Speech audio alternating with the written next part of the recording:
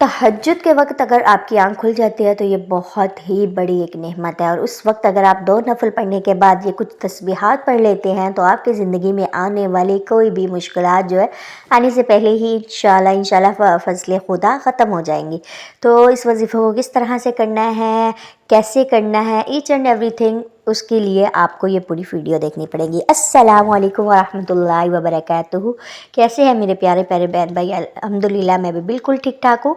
I hope so کہ آپ لوگوں کو میری پچھلی ساری وظائف کی ویڈیو پسند آ رہی ہوں گی۔ بہت سے لوگوں کے مجھے میسج بھی آتے ہیں، تو ماشاءاللہ اللہ پاک سب کی مشکلیں جو ہیں آسان کرے، اور جو بھی حاجات ہیں ان کو پوری کریں، آمین۔ آج ہم بات کرنے والے ہیں ایک ایسے تہجد کے وظیفے کی جو اگر دل سے پڑھا جائے تو انسان کی زندگی بدل دیتا ہے۔ آپ چاہیں رشتوں میں پریشان ہو، روزی میں تنگی ہے، یا دل کسی خاص دعا کے لیے رو رہا ہے، تہجد کے وقت وہ لمحہ ہے جہاں اللہ خود اپنے بندے سے کہتا ہے کوئی مانگنے والا جسے میں دوں۔ سبحان اللہ۔ بس آج ہم وہی سیکرٹ عمل سیکھنے والے ہیں جو ہر دعا کو قبول کروانے کا ذریعہ بن سکتا ہے۔ تہجد صرف نماز نہیں ہے، اللہ سے ایک ایسا رشتہ ہے نا جو صرف بندے اور اللہ کے درمیان ہوتا ہے، اور اس وقت یہ لمحہ وقت ہوتا ہے جب دنیا سوتی ہے اور صرف سچے دل والے جاگتے ہیں۔ رات کا سکون، چاندنی اور دل کی خاموشی، یہ سب مل کر انسان کے جذبات کو اللہ کے قریب کر دیتے ہیں، اور جب بندہ رو کر مانگتا ہے تو عرش کے فرشتے اس دعا کو لکھ دیتے ہیں۔ سبحان اللہ۔ اب سنیں تہجد کا سب سے پاورفل وظیفہ کیا ہے۔ اس کا عمل آپ ہر رات یا پھر ہر جمعے کی رات کر سکتے ہیں، یا پھر جمعرات کو یا جمعے کے رات کو، یا ہر رات بھی یہ عمل کر سکتے ہیں اگر آپ زیادہ نہیں کر سکتے۔ ویسے اتنا لوگ نہیں ہیں، پھر بھی اگر آپ نہیں کر سکتے تو ویک میں ایک دفعہ جمعرات کی رات کو آپ لوگ جمعے کی رات مطلب جمعے کا دن نیکسٹ سٹارٹ ہونا ہے اور جمعرات کی رات کو، ٹھیک ہے۔ کس طرح سے پڑھنا ہے؟ تہجد سے پہلے 2 رکعت جو ہے آپ نے نوافل کے ادا کرنے ہیں۔ تہجد حاجات پڑھنی ہے، حاجت کی نیت کرنی ہے، یا جو بھی آپ کی پریشانی ہے، دکھ ہے، اس کو اپنے دل میں سوچ کے اور نماز کی آپ نے نیت باندھنی ہے۔ نیت یہ رکھیں، یا اللہ میں تیری رضا اور اپنی ہر مشکل آسان ہونے کے لیے نماز پڑھتی یا پڑھتا ہوں، کوئی بھی کر سکتے ہیں۔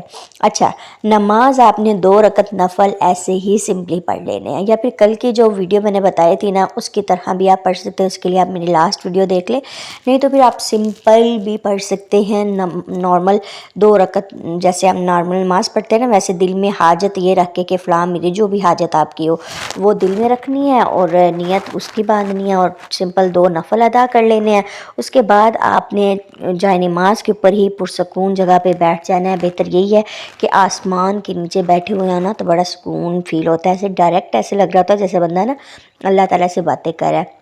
آگے جو کہ راتیں ایسی آ گئی ہیں جو کہ ہم لوگ موسٹلی رومز میں ہی ہوتے ہیں، تو آپ لوگ اپنے روم میں بھی بیٹھ کے یہ عبادت کر سکتے ہیں۔ آپ نے جائے نماز پر بیٹھنا ہے، 2 نوافل پڑھ لیے، نماز کے بعد 100 مرتبہ استغفر اللہ ربی من کل ذنب واتوب الیہ پڑھنا ہے، 100 دفعہ، مطلب ایک تسبیح کرنی ہے۔ یہ دل کے بوجھ کو ہلکا کرتا ہے اور دعا کے لیے راستہ کھولتا ہے۔ مطلب دیکھو، جب دل کا بوجھ ہلکا ہو گیا تو خود بخود ہمارا دل کرے گا کہ اللہ تعالیٰ سے دعا کرے، تو جب پریشانی دور ہوگی اور آپ کے دل میں جو بھی مطلب ٹینشن ہے وہ ختم ہوگی اور ہلکا محسوس کریں گے، تو آپ ڈائریکٹلی آسان ورڈ میں اللہ سے اپنی دعا کے لیے رجوع ہو سکیں گے۔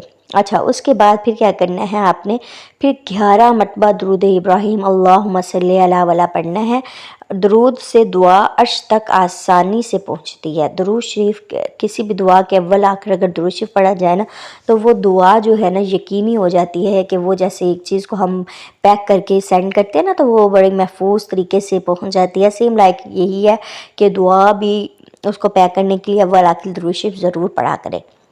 اچھا، اب آپ نے کیا کرنا ہے؟ 100 مرتبہ یا پھر ایک تسبیح یہ پاورفل وظیفہ پڑھنا ہے، یا حی یا قیوم برحمتک استغیث، یا حی یا قیوم برحمتک استغیث، یعنی اے زندہ اور قیام رہنے والے قائم رہنے والے اللہ، میں تیری رحمت سے مدد مانگتا ہوں۔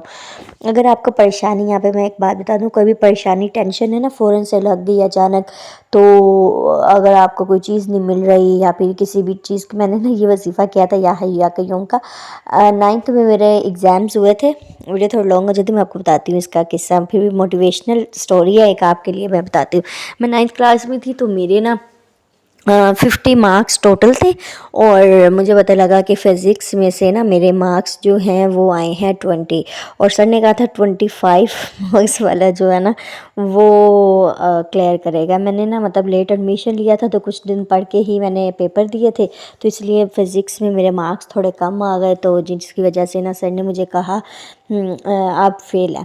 اب میں اپنے فادر کے ساتھ جا رہی تھی اپنا پیرنٹس میٹنگ میں، تو مجھے یہی تھا کہ میں آج تک فیل ہوئی نہیں، اب یہ فزکس میں فیل ہو گئی 9th فرسٹ، مطلب یہ فرسٹ سیڑھی ہوتی ہے نیکسٹ اسٹیپ سے ہائی لیول کی طرف، تو کیا امپریشن پڑے گا۔ اب میں سارے راستے، سائیکل تھی تب، سائیکل پہ اپنے بابا کے ساتھ گئی تھی، اور میں پڑھتی جا رہی ہوں سارے راستے، میں نے یا حی یا قیوم برحمتک استغیث، یا حی یا قیوم برحمتک استغیث، تو میں پڑھتی گئی پورے راستے، اور آگے جا کے جب دیکھا تو وہاں پہ آئی تھنک 17 نمبر والا پاس ہوتا ہے 50 میں سے 3% کم کر کے وہ دیکھتے ہوتے ہیں نا، 50% نہیں، جن کے مارکس ہوتے ہیں 33% تو وہ پاس ہوتا ہے، تو میرا وہاں پہ پاس تھا، اور میں اتنی خوش ہوئی، لٹرلی میری خوشی کی کوئی انتہا نہیں تھی، اور جب فزکس کی وہ فائل کھلنی تھی نا پیپر کے لیے، تو میں بہت پریشان، کیا امپریشن پڑے گا میرے بابا پہ، تو بٹ جب آگے اوپر فیل نہیں لکھا ہوا تھا، پاس لکھا ہوا تھا، تو میں الحمدللہ شکر ادا کیا۔ مطلب